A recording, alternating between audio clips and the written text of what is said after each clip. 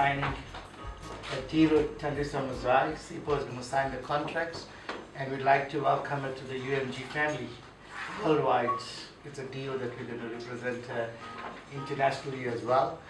And we know Thandiswa very well from the past, and we're very excited to have her as one of our artists in this table of universal music. Welcome. Thank you. Thank you.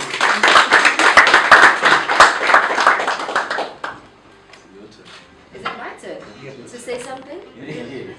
I never say anything. I'm bad at saying things. Maybe what you should do is when it's time to play the music, I can say something. But I mean, I guess the basic thing is that I'm really excited.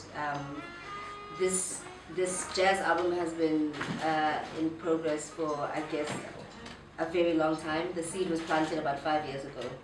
So to get to this point and get to a place where I'm now releasing the album is really exciting, and to do it with you guys, people that I know for a very long time, who are old friends, is that's the cherry on top.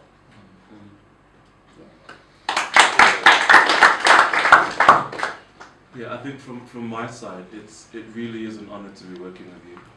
I've known you for a very long time, and it's been such a pleasure watching you grow into your space, which you own with ease. So it's beautiful seeing that. It's beautiful that we're able to somehow participate in helping you get your music out there. We're a very hard-working team. I think the whole Universal team that's here, we are excited about your project. We're going to work it day and night. We'll be calling you and your team at crazy hours of the day with crazy ideas. Yep, you can. You can.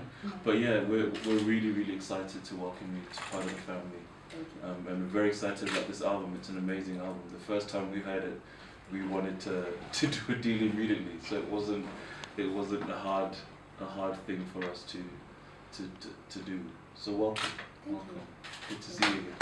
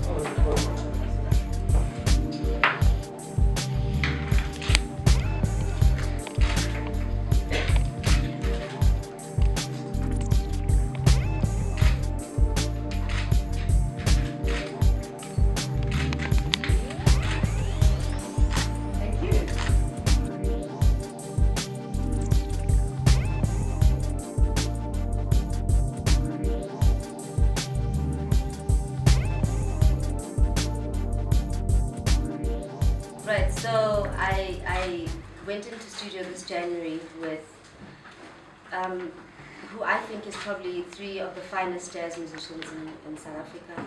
Thandiswa Mazwai on piano, Ayanda Sigade on drums, and the inimitable Hebitwaedi on double bass. I had been working with them for a couple of years. We were doing a few gigs here and there. We did some gigs in Cape Town. And it was an interesting way of looking at my music. I'd never considered playing with a jazz band, you know. So, but in the past couple of years, I've had several bands. I had an all-woman band. I had my big festival band, which is essentially a kind of Afro-funk band. And I also do a lot of work with the Blackjacks, and so they're like a punk band. And we have a thing that we do there. And this was what I was doing with the jazz band.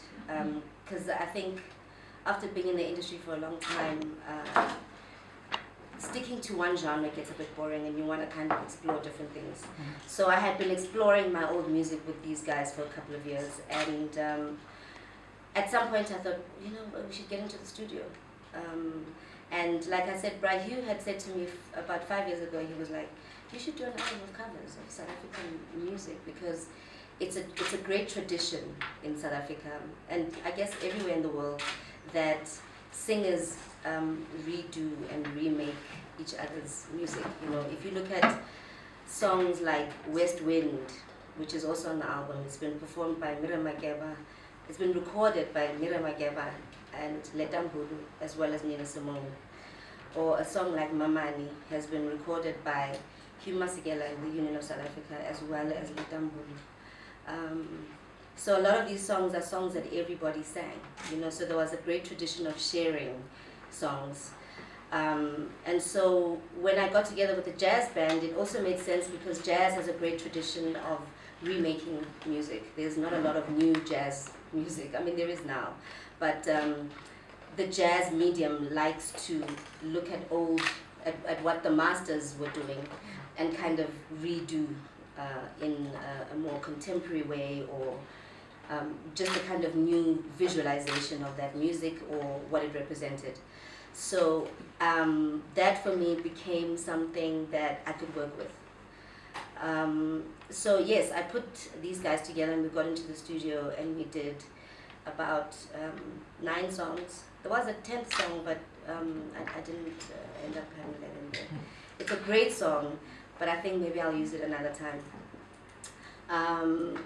So the first single of the album is called Jigijela, which is a song written by Kafa Semenya, performed by Letambulu.